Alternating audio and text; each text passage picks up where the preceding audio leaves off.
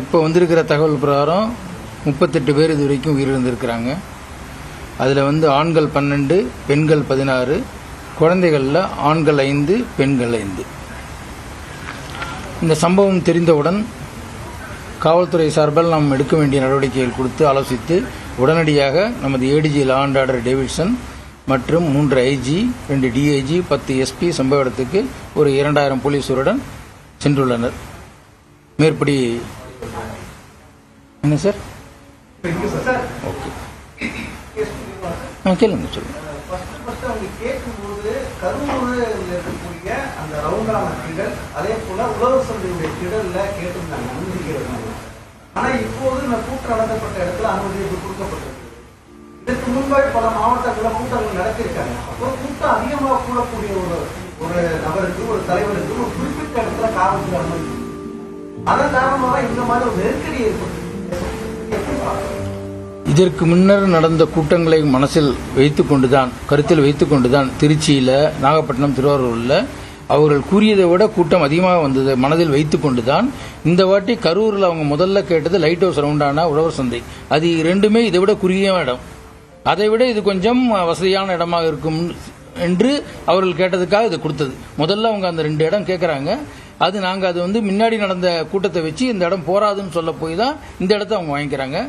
உங்களுக்கு ஞாபகம் இருக்கும், இதே இடத்துல 2 நாள் முன்னாடி ஒரு மாநில அளவில் ஒரு பெரிய கட்சி பரப்புரை செஞ்சிருக்கு அதே டயத்தில். அது ஒரு முக்கியமான விஷயம். அதனால கூட்டத்தை எதிர்பார்த்து அவங்க சொன்னது 10,000 இந்த கூட்டத்திற்கு, ஆனால் வந்தது 27,000 கிட்ட. ஆனால் 10,000ஐயும் விட அதிகமாக தான் நாங்கள் எதிர்பார்த்து கூட்டம் காவல்துறையினர் பணியில் அமர்த்தப்பட்டனர்.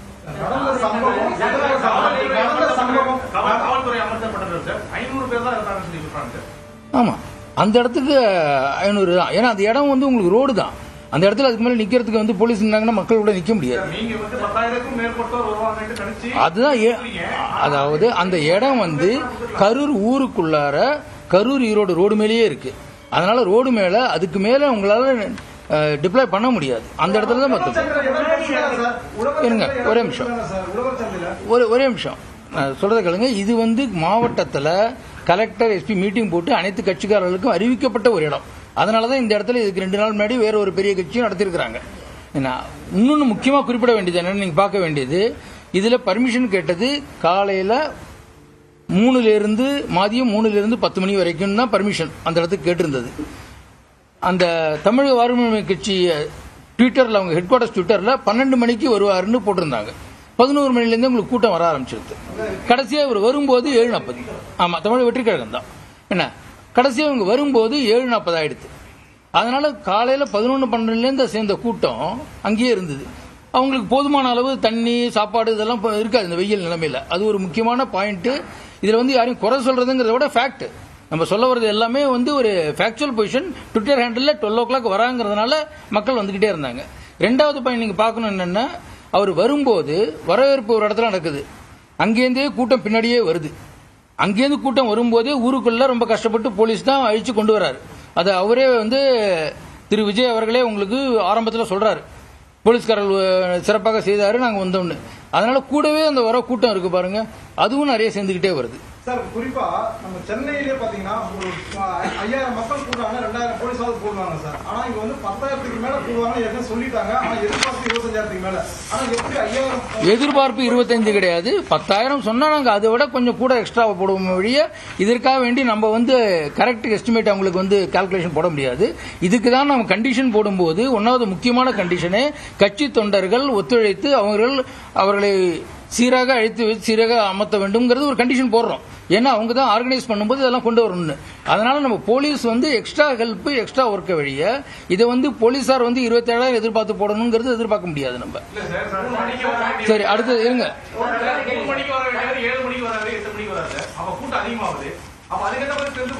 அதுக்கு அந்த ஊர்ல போலீஸ் நீங்க ரிசர்வா பக்கத்தாப்புல கொண்டு 1000கணக்கில் வச்சுக்க முடியாது.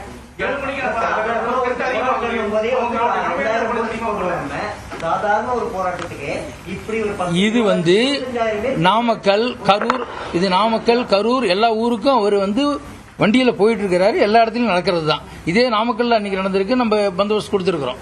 அதனால இது எதனால நடந்ததுங்கிறது விசாரணைக்குள்ளது. அதை பத்தி நம்ம இப்ப பேச முடியாது. அதுக்கு ஒன்மேன் ஹானரபிள் ஜஸ்டிஸ் தலைமையில போட்டிருக்கிறாங்க. சார் இது காவல்துறையோட பாதுகாப்பு குறைபாடா இல்ல என்னன்னு சார் சொல்றீங்க? இல்ல அரசுடைய ஒரு பாதுகாப்பு குறைபாடா?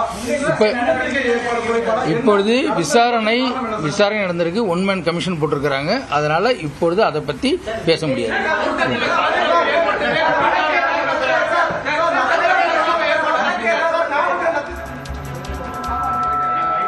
கரூரில் 38 பேர் உயிரிழந்த இந்த பெருந்துயர சம்பவம் தொடர்பாக பொறுப்பு டிஜிபி வெங்கட்ராமன் செய்தியாளர்களை சந்தித்த அந்த காட்சிகளை பார்த்தோம். அங்கு தேவையான இடம், முதலில் கேட்கப்பட்ட இடத்தை விட வேறொரு இடம் வழங்கப்பட்டதாகவும் அந்த இடத்தில் 10,000 பேர் மட்டுமே வருவார்கள் என்று கூறப்பட்ட நிலையில் கூடுதலாக 27,000 பேர் வரைக்கும் வருவதாக எதிர்பார்த்துத்தான் 500 காவலர்கள் அங்கு பாதுகாப்பு பணியில் ஈடுபடுத்தப்பட்டதாகவும், அதே நேரம் குறிப்பிட்ட நேரம், இந்த நேரத்தில் தான் அங்கு வருவார் என்று கூறப்பட்ட நிலையில் அதற்கும் மேலாக கால தாமதமானதால் நீண்ட நேரம் அங்கு மக்கள் காத்திருந்ததும், தொண்டர்கள் காத்திருந்ததும் இந்த பெருந்துயருக்கு ஒரு காரணமாக அமைந்திருக்கிறது என்கிற விளக்கத்தை பொறுப்பு டிஜிபி வெங்கட்ராமன் தெரிவித்திருக்கிறார். அதே நேரத்தில் இதற்கு முன்னதாக நடைபெற்ற, கடந்த வாரங்களில் நடைபெற்ற நிகழ்வுகளில் என்ன கட்டுப்பாடுகள் பின்பற்றப்பட்டனவோ அதேதான் இங்கும் பின்பற்றப்பட்டதாகவும், அதே போன்று இதற்கு முன்னதாக நடைபெற்ற நாமக்கல்லிலும் எதிர்பார்த்ததை விட கூட்டம் அதிகமாக வந்த நிலையில் அங்கும் காவல்துறை உரிய ஒத்துழைப்பை வழங்கியதாகவும் பொறுப்பு டிஜிபி வெங்கட்ராமன் தெரிவித்திருக்கிறார். அதே நேரத்தில் குறிப்பிட்ட அந்த வேலுச்சாமிபுரம் பகுதிக்கு வருவதற்காக காவலர்கள் ஒத்துழைப்பு அளித்தே அழைத்து வந்தார்கள் என்கிற தகவலையும் தாவேக தலைவரே அதை குறிப்பிட்டார் என்பதையும் பொறுப்பு டிஜிபி வெங்கட்ராமன் கூறியிருக்கிறார். அந்த பொறுப்பு டிஜிபி வெங்கட்ராமன் அவர்கள் செய்தியாளர்களை சந்தித்த காட்சிகளை மீண்டும் பார்க்கலாம். ஊருக்குள்ள ரொம்ப கஷ்டப்பட்டு போலீஸ் தான் அழிச்சு கொண்டு வராரு. அது அவரே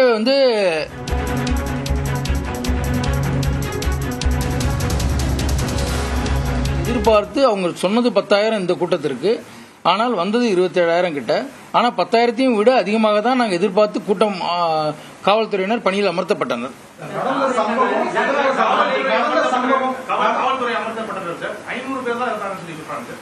ஆமா, அந்த இடத்துக்கு 500 தான். ஏன்னா அந்த இடம் உங்களுக்கு ரோடு தான். அந்த இடத்துல அதுக்கு மேல நிக்கிறதுக்கு போலீஸ் இருந்தாங்கன்னா மக்கள் கூட நிக்க முடியாது.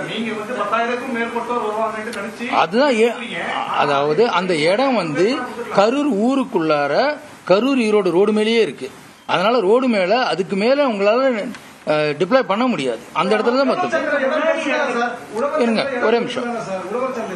ஒரே நிமிஷம் சொல்றத கேளுங்க. இது மாவட்டத்தில் கலெக்டர் எஸ்பி மீட்டிங் போட்டு அனைத்து கட்சிக்காரர்களுக்கும் அறிவிக்கப்பட்ட ஒரு இடம். அதனாலதான் இந்த இடத்துல இதுக்கு 2 நாள் முன்னாடி வேற ஒரு பெரிய கட்சியும் நடத்திருக்கிறாங்க.